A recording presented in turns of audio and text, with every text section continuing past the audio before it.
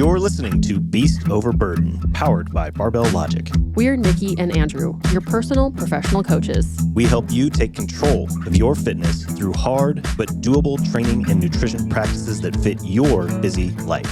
Build a stronger, healthier version of yourself with lifelong habits.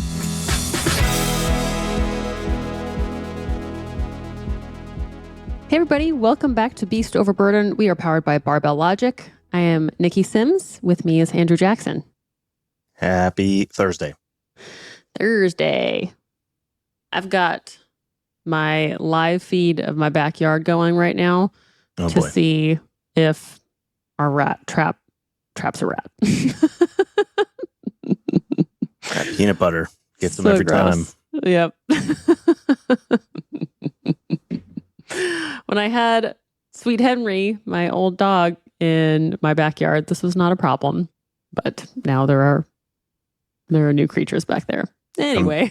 I'm chugging caffeine-free, sugar-free squirt. Diet Squirt. Gosh, when Squirt, was it if you that wanna we sponsor us? discovered/rediscovered Diet Squirt? It was like 2 months ago, 3 months ago. Yep. And man, it has changed our lives. Bomb.com, as the kids say these days. Nobody says that. Are they still saying that? Oh, okay. No, they are not. Yeah, big fan of Squirt. And as previously mentioned, podcast or two ago, the key lime LaCroix in the middle of the night. I've also tried chugging Squirt. I don't think it's as good as LaCroix. But, yeah, and not hydrating.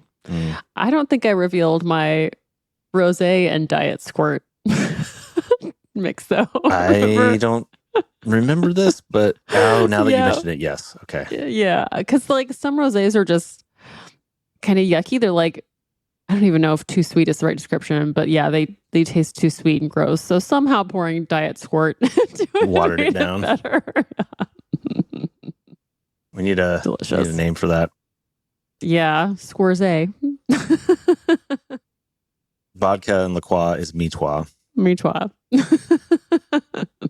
That's probably too much of an inside joke.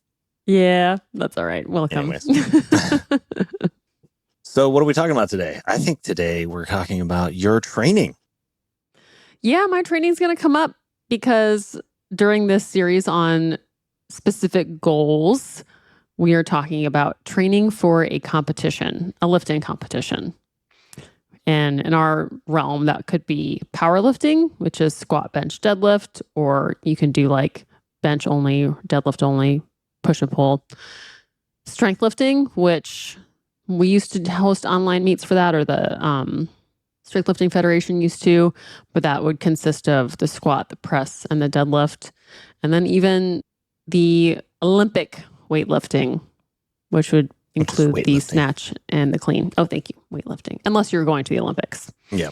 Then can you call it Olympic lifting? I suppose. Yeah, they probably don't though. Where they do the full clean. Squat clean and the squat snatch. Clean and the squat snatch. So step number one, when you're going to sign up for those, don't use those terms. Yeah. I mean, they're technically correct. I don't know of any weightlifters that refer to them as that unless they are CrossFitters. Yeah, unless they're CrossFitters, for sure. So when you're training for a competition, one thing that changes immediately is you have a specific date that you're planning around and you're starting to work backward from it. And depending where you are in your training cycle or how new you are to lifting and how far away you are from the meet, you might not make any changes to your programming right away. Like if you're pretty new to lifting, you've picked a meet out that's 6 months away, you're probably not going to change much for another like 3 months, unless your programming needs to advance anyway. Or here's a specific example. So if someone has started their linear progression, they're like 3 months in, they're like, I want to compete in 6 months. You're going to keep running the linear progression, follow the natural evolution of it until you get probably within maybe a couple months to the meet. And then you want to start practicing heavy singles because that's like so different. What's the closest that you've had a client say, I want to do a meet, and then you find out that it's 2 weeks later? Have you had anything like that before? I think I have. Gosh, I don't know if I can pull one exactly from that. But yeah, that sounds about right. And then it's just like, well, let's get you a heavy single immediately and start pulling back a little bit on your deadlift. What is your preferred heads up? Like, how much time do you think is the sweet spot duration to prepare for a meet? Man, I would love to have 6 months. Because sometimes we'll just be floating along in training and just being like, let's keep training, engaging. We'll adjust things based on the recovery at hand, the schedule at hand.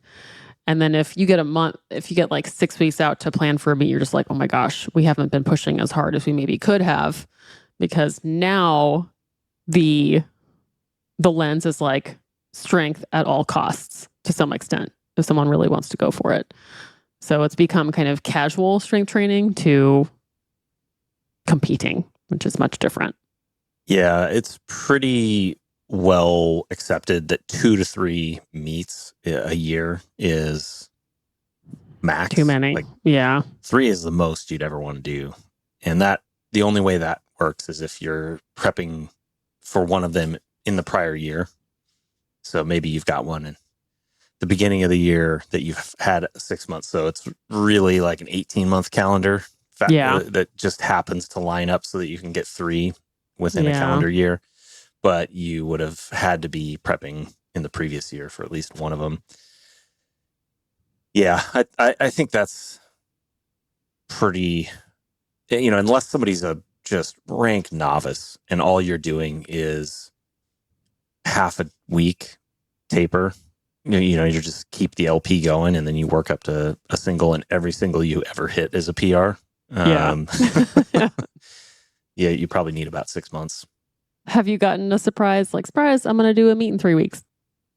I think a couple months is probably the shortest. Most people I've given me at least a month or 2. Yeah. Which I think is, 6 months is ideal, but for a intermediate or advanced trainee that just wants to go have fun, you can pull it off. You can shift gears in a month. It's not going to be optimal, but you totally can. The biggest thing that I think 6 months affords you is the opportunity to test some things. One of the biggest questions for meet prep as a coach is, how will the lifter taper and how do they peak? And if you're just flying in blind for your first meet, it's such a big question mark going into the meet, especially for deadlift. I find, like, how much time do you need? How much of a deload can they do before they miss the peak? How do they respond to different, variables? And 6 months gives you a couple chances to do some little mini peaks and see what works well. Yeah. Yeah. And how heavy and how long can you keep the bench before the bench kind of feels tired? Mm-hmm. I feel like that's what happens with the bench, is you can kind of peak too soon more than anything. It doesn't need a long taper, but I've experienced times where it's just like, it looks great, it looks great, it looks great. And then on meet day, it's just like, bonk. Yeah, that's one. That's one that you kind of want to keep training heavy almost until, or really even on that Monday into the weekend meet. Yeah. So, real world example, Niki Sims have you officially signed up yet? I haven't officially signed up yet because I forgot to put a line item in my wine app to sign up. But I will. I'll probably move it from my shopping fund, and I'll get my Powerlifting United membership, and then I'll sign up for my favorite kind of meet, which is a deadlift only meet. Very fun. Yeah. So you have, let's see, today is July 31st. You have August, September, and October to prepare for a November 9th? November 1st. November 1st meet. Day of the Dead. It's good month. My birthday month. Yep. Yeah, I haven't competed in a really long time. So we just said 6 months is a sweet spot. You're at 3 months. Why do you feel comfortable going for a competition in 3 months?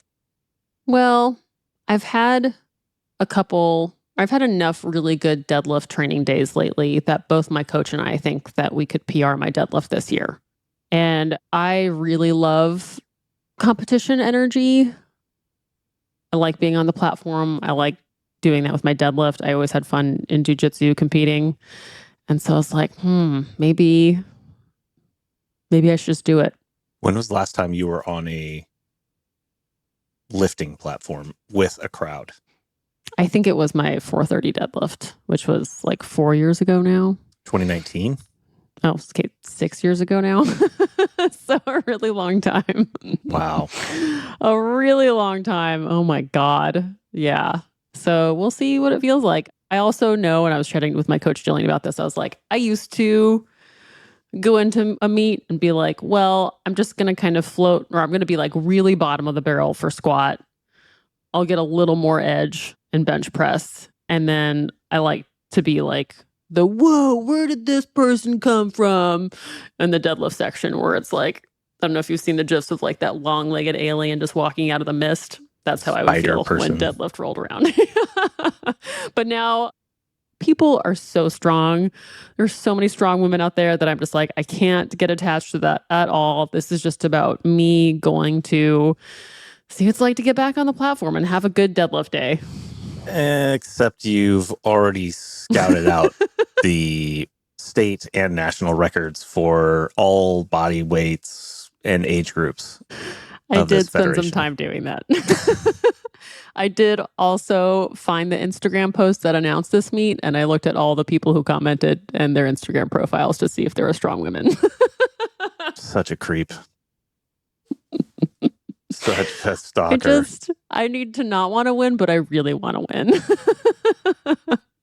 Yeah. So in 30 seconds, we've gone from, I'm just going to see what happens, show up, to I know all of the competitors that I want to beat and set a state and national record. I mean, it'd be pretty neat. That's what lights the fire, though. And you've already read the rule book. I'm halfway through. Which is hilarious. I don't think I've ever read a rule book that I wasn't responsible for running the meet. But well, just checking. It's been a minute. Yeah. Do you have your lifting costume picked out? I was looking at this federation to see if they had any approved list for belts and singlets because I need to get a singlet. Yeah. True. Yeah. And that great little tidbit. If you're going to go into a competition, you better be comfortable with the equipment and the costume, as they call it, that you are going to use on the day of. Yeah. Like one thing that'll be different is I've been deadlifting in leggings because I don't like when the bar sticks to my thighs, but you have to wear a singlet and your socks can only go up to above your calf. So can you use baby powder in this one? I think so. Ooh, yeah. Are you going to do that? Done there yet? Probably. Yeah. Have you ever used baby powder before? Oh yeah. Mm-hmm. Oh, okay. I have some in the gym right now. Fun. Heck yeah. I've used baby powder. Come on. My first rodeo. Wow. Funny enough, I went to my first rodeo this year and I got to say, this is my first rodeo. That was fun. Yeah. That was one where somebody got carted off. The cow got out. Oh, yeah. That's right. The cow bull got loose. It was not a cow. The crowd. I mean, I guess that is a cow, but it was a bull, like a bull riding, competition bull ride. He was like, I don't want this life. Just had its nuts cinched. Yeah. And what broke loose. Which I didn't know that's what they did. It was awful to learn that. Ugh. That was this interesting moment when the crowd just started, you start hearing these screams and the wave of people starts running towards you. You're like, oh, that was pretty nuts. And then in Spain, they're like, let's sign up to do that. Let's trap ourselves in a narrow alley and see if we can outrun the bull. Yeah. People, man. Things to consider that are different than normal training. The rules, as in like how you need to perform the lift. The pause bench is usually the biggest change you're going to have to make, and holding your deadlift at the top. If the federation has commands. Yep. Which, I mean, the pause bench, but the squat will screw some people up too. Oh yeah, because you'll like make your rep and be stoked, take a step, and then they'll be like, ding. Or you start squatting before they give you the command to squat. Yeah, so now you have so many more people. Whereas before, like no one really cared about you doing a rep. Now you have like everything on the line about doing a rep. People are watching you. You have a judge right in front of your crotch for the squat. You kind of have to like figure out where to look. Spotters. Yeah, you have to wait for the commands to rack and press and down. Yeah. So it becomes a lot different. One thing that I would also add to the mix for why having a longer period of time to prepare is body weight management if you're doing a weight class. And I've been thinking about this lately, that the traditional approach to a weight class sport is to cut the week or two, or maybe even last 3-4 weeks into a meet. And I've been thinking that seems like a really bad idea. It's hard. I've done it before. Why not cut like the month before and then go into the meet on a surplus? This is what I was thinking I would do on my next body weight sport event, is that I would actually train with a little less body weight. Like I probably am wrong, because every ultra competitive sport does not do it this way. They all go cut at the last possible second. Maybe it's because they feel like they can refuel on the day of, or they get enough time to refuel. But training in a deficit is so much worse than training in a surplus. But you are making the argument to train in a deficit. Well, I should say competing in a deficit. Like what I'm saying is, don't train in a deficit, or at least get your body weight into a point where you can go into the competition on a surplus.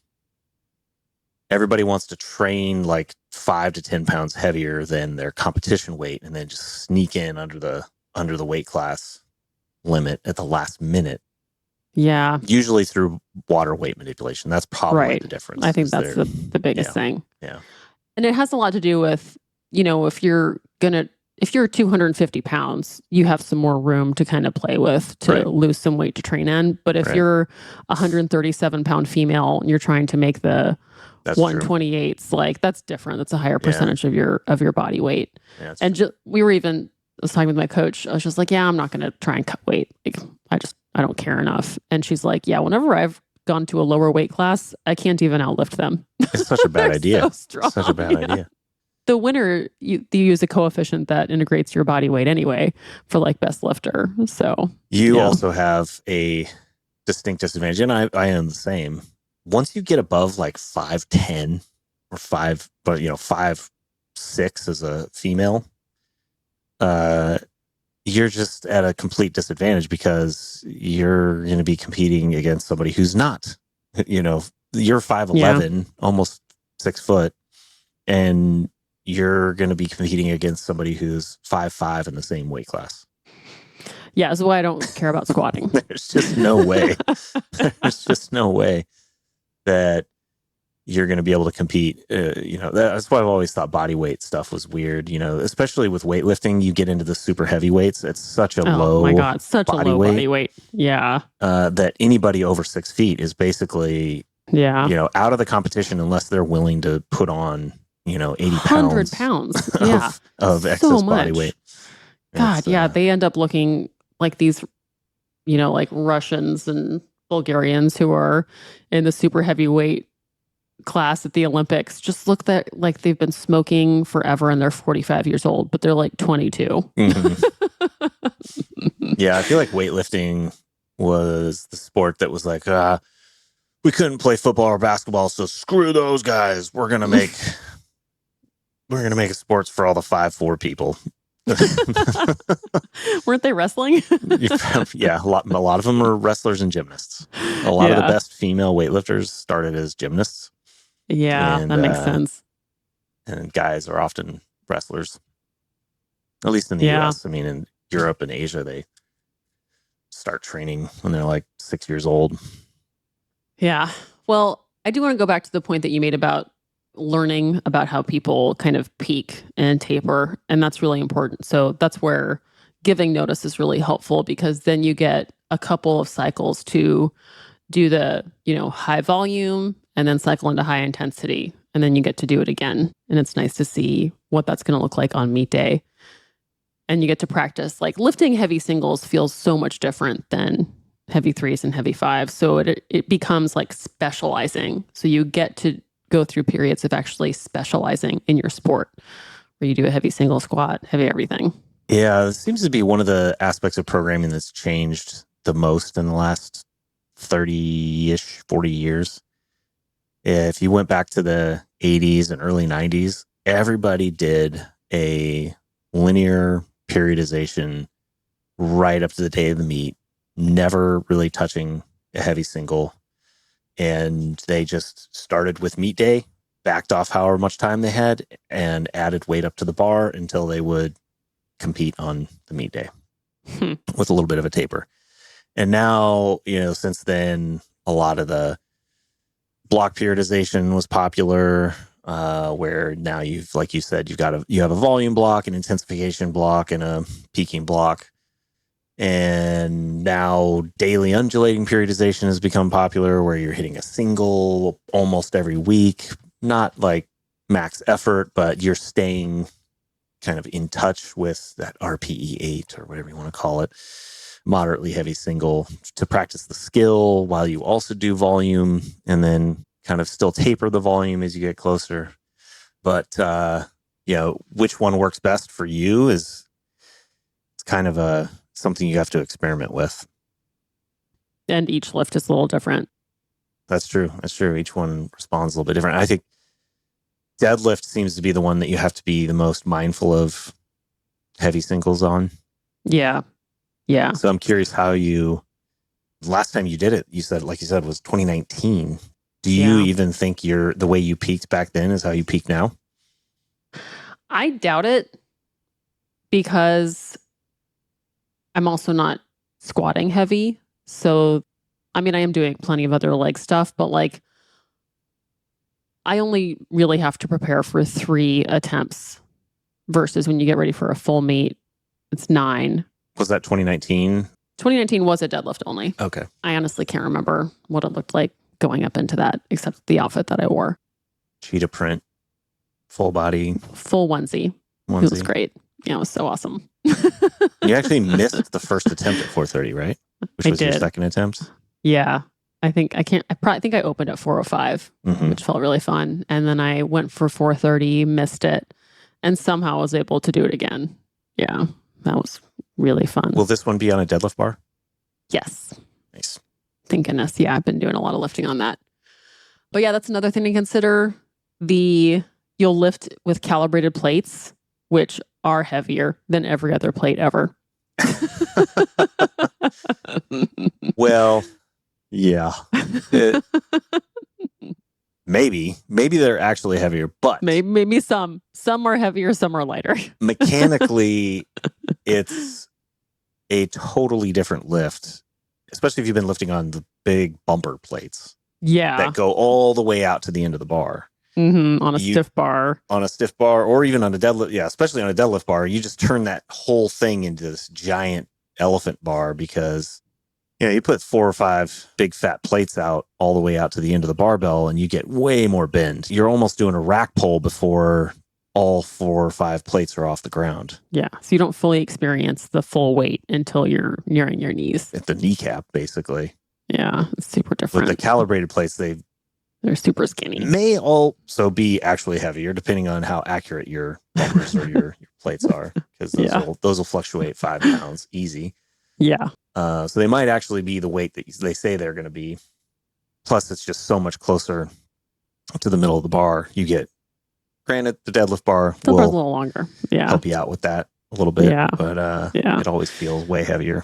Even at training rounds where I lift on deadlift bar with calibrated plates, I'll go in and I'll lift on just the regular iron plate sometimes, and I'm just like, these are not as heavy. Like, it really feels different. We should set up the deadlift. We should have you deadlift on my bumpers at the home gym sometime, so you can have fun. Oh, yeah, because I guess it would feel better. Balloons.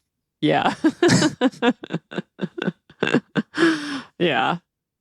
We also have like real life to consider when we're training for a meet. Like, we're not athletes who get paid to do this. You don't have 12 weeks of eating, sleeping, and lifting.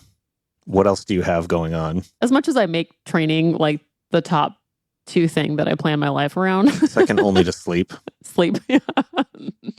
There's still other things that are going to happen, just like it would with everybody else. Like we have a week-long trip coming up like 2 weeks before the competition, which is definitely not ideal. Like I have to admit that is not ideal, but it is the most ideal circumstance. Pretty good sized time zone difference too. That's yeah. Like that's in the period that I'm peaking, but also, oh well, like I'm not gonna, this is the best time to do a meet because the rest of the year is back to back with other kind of travel. At least that trip is like a relaxing trip, not a work trip. So you're going to start your taper that far out? Maybe. We're going to have to see. Yeah. I mean, some volume, obviously, we would be like we'll taper off. some volume. Yeah. We'll probably the other lifts, tapering leg volume. Yeah. Yeah. Because it's during that point, like you will have intentionally trained with a lot of volume, a lot of stress. And so when you start to peel that back, ideally you recover really well and just shoot to the moon. I would say that is the biggest difference between training steady state, if you will, and training for meet prep is that there's some block of time where you intentionally accumulate an excessive amount of fatigue in the hopes of that stimulating enough and then trying to hit the perfect timing of your fitness fatigue curve. If anybody out there has called, seen like super compensation or something. There's some people have called it that, but you know, there's the 2-factor stress recovery adaptation curve they call the fitness fatigue model, where when you apply a stress, your performance actually goes down while fatigue goes up. And then over time, the fatigue dissipates. Eventually your performance, your fitness go back up. And this is like the 48 hours between training sessions when you're new. Depending on the amount of stress you apply. If you apply a manageable dose, then yes, hopefully that's like a 48-hour period of time. But as we've seen with deadlift and as heavy as deadlift is for you, you could easily like a month. Yeah, it could be. Yeah. That's what I've noticed. I have a really, really good heavy deadlift day every like 6 weeks. There you go.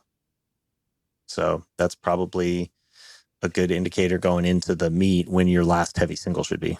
Yeah. Should probably be around 4 to 6 weeks before. And that's one of the things I think is challenging with the deadlift, more so, particularly than the bench. You know, you could probably do a heavy bench a week out. Yep, for sure. But doesn't mean you don't do a heavy-ish. Like you probably are going to still want to do an 85 to 90% deadlift a week or two out. Yeah, I've usually historically like done my opener or like my last warm up. Yeah, that's the art behind programming that I think is very individual. You know, yours is somewhere around 6 weeks. Somebody else might be 2 weeks. Somebody, you know, depending on their age, their size, how much weight's on the bar, all kinds of factors, stress outside the gym, all that kind of stuff is, you know, you're just trying to thread the needle. But how are you going to be managing the travel? You said you've got, 4 trips between now and then? Probably. Like almost have once a month. We have one work trip. We have a second work trip. I think it's 3 work trips and a fun trip. Fun trip. Yeah. So 4. Well, I'm just going to keep training. The good news is that's pretty normal for you, right? Yeah, it's pretty normal. Yeah. I travel that often anyway. Because I've just been so consistent with having a heavy deadlift day every week anyway, I think it'll be pretty good. I don't know.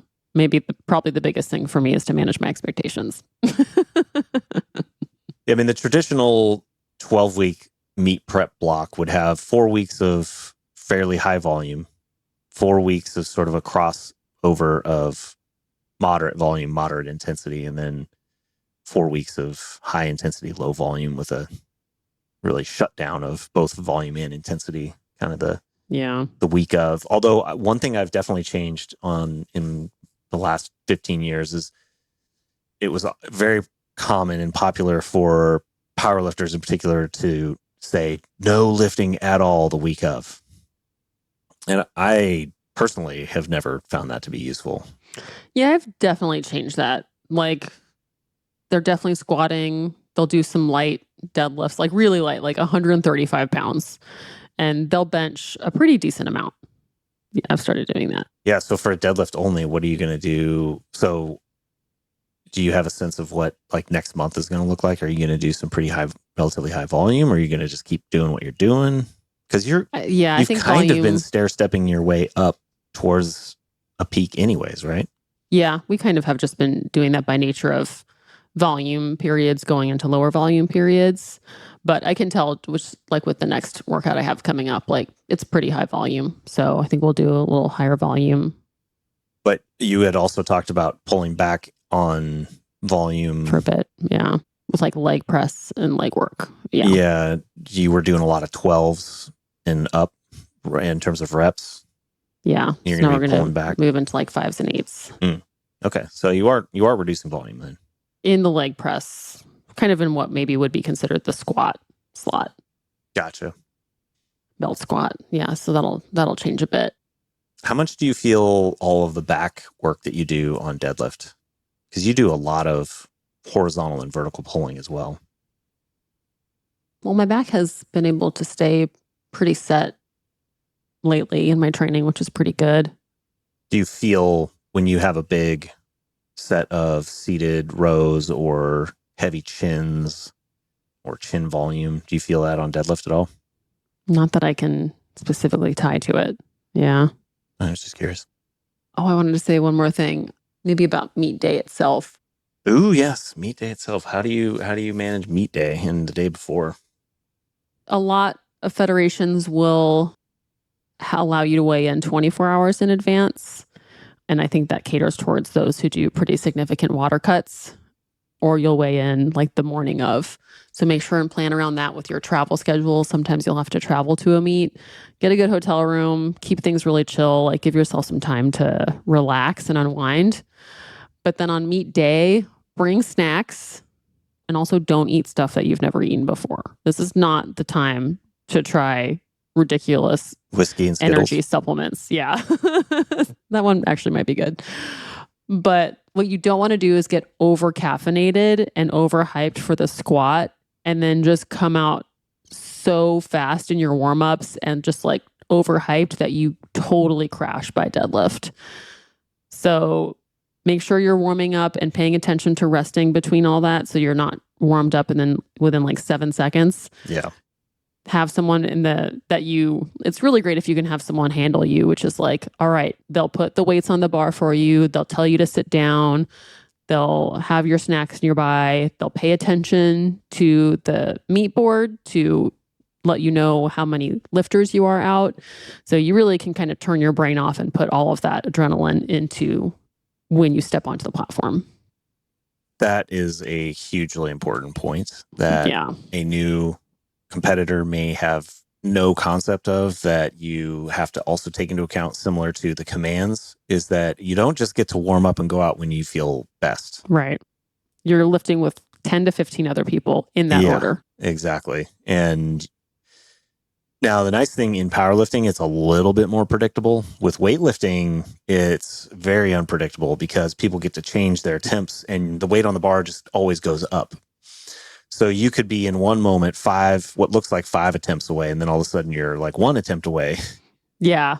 And what he's talking about, this is a really good difference, is weightlifting, it'll start with whatever the first lowest submit or attempt is with anybody, and it goes male and female, right? So they'll go. Yeah. Usually they just run the bar. Usually just run the bar based on session. It depends on how they run the meet. It might sometimes they organize it by session. If there's enough people that they actually have an entire flight of one gender and weight class, then they'll do that. But most local meets are going to be kind of weight class organized. Yeah. The idea being that the weights on the bar are relatively close to the same most of the time. With weightlifting, weights aren't getting taken off of the bar during this correct kind of wave. It only goes up. Powerlifting, It goes up during the first attempt, then back down to the lowest second attempt, back up, then back down. So you're not just having to be like, oh my God, do I go in 2 minutes or do I go in 15 minutes? Right. It's very different. Yeah, that's a huge thing to be prepared for. And so in powerlifting, what that can mean is you squat at 9 a.m. and you deadlift at 2 p.m. Yeah, it's brutal. Yeah. And so having food, having somewhere to sit, like you might need to bring your own chair and like a hoodie to just kind of disappear into. Go out to your car. Because Yeah, usually go out to your car. the gym is crazy energy. So loud. Yeah. And it's loud and there's a bunch of people. And if you watch people, you might get drained. Exactly. Your adrenaline, you really got to manage your adrenaline. So I prefer to get out of the space if you can. And if you have enough time, go somewhere warm. Don't go sit in a cold car in the middle of the winter. But if you can get somewhere quiet and warm, just to kind of get out of that frenzy. Keep yourself fed. Again, you're going to need to go to the bathroom 1 zillion times. You probably should bring some baby wipes with you because who knows what you'll have to deal with. Powerlifting bathroom might be the... Notoriously. Give it to the Arnold. Showed up. Yeah. Amazing. The only way to do that is have 2 or 3 people permanently installed cleaning things up. Yeah. And then at the end, it'll probably take them a while to get through the weight or through the award ceremony. And you're going to be like, cool, let's go out and celebrate. And then halfway through your meal, you're going to face plant and fall asleep in your pizza. And then you're going to be pretty tired. A lot of people, if they've trained really hard and then tapered and peaked, they get sick and tired the week after. So just go back in pretty light. Yeah. And I'm sure you'll be preparing everything you want to do differently and wish you could have done better in that post 24 hours. Yeah, unless you hit the perfect meet. Yeah. And I would also say, know that it's really helpful to have some sort of strategy around that in the beginning. So some people will want to be like, you know what, no matter what, I want to go 9 for 9. That helps you make attempt calls the day of based on how you're feeling. Right. Whether it be conservative or aggressive kind of thing. Yeah. Or if you're like, no matter what, I am getting the PR on this lift. Because then you might make your opener a little heavier so that you can have 2 chances at it between your second and third attempt. What's yours going to be? You only care about the third attempt, right? Basically, or the heavy attempt. Well, I think we'll see how it goes going into training. Like it might be open really heavy and then get 2 chances at 200 kilograms. But if I don't think I'm going to be anywhere near that, then I think it'll be fun to go 3 for 3 and see what that turns into. Yeah. Okay. That's what I'm thinking. Do you think that hitting an opener, even if for a meet like what you're talking about, is good just to get a feel for what it's like on the platform? Hitting an opener. Like, would you just treat your opener as like a last warm up? Yeah, I've done that before. Yeah. Yeah, for sure. I like to do that on the squat, especially for someone who's lifting on the platform for the first time. With weightlifting, particularly the snatch opener, but the clean and jerk opener should be a no miss number. Yes. Yeah, definitely. You could bomb out on the snatch, and missing the opening snatch is one of the most demoralizing things you can do. And so it's really important to have a good understanding. And this is a big reason why I like to push the minimums and understand what your no miss weight is, like the weight that you know you'll hit no matter what, when you're sick, if you're tired, whatever. That should be your opener. Yeah, because that can really challenge your mindset. That'd be some massive adversity to overcome. Especially if you're new to lifting. If you're experienced, you might be able to, rein it in and be okay. But you don't want to go into your first, or your, first few meets missing an opener. Really, any snatch openers. Yeah, should not be a miss. Rad. Well, if you need a coach to talk through that, hop on one of our experience calls. barbelllogic.com/experience. We'd be happy to talk to you about it and then coach you through it. It'd be really fun. And that's it, everybody. Thanks for tuning in. Bye-bye.